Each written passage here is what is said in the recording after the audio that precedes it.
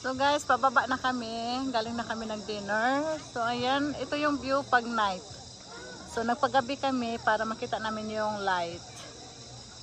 So ayan na, bumaba na yung mga kasama ko.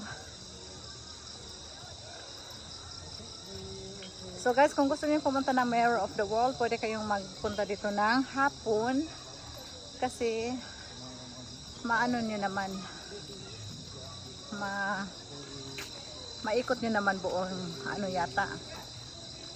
Kami nag-start kami ng 4 o'clock yata. Yeah, 4 o'clock kami nag-start dito. Yan.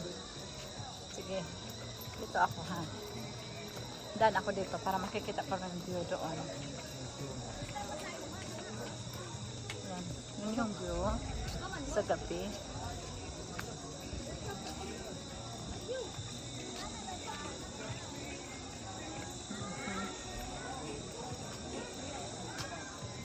Doon kami nag-dinner sa ibabaw. So, yun yung buong view dito.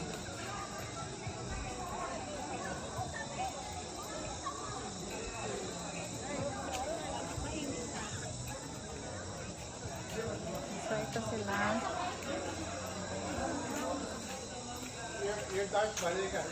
Hi!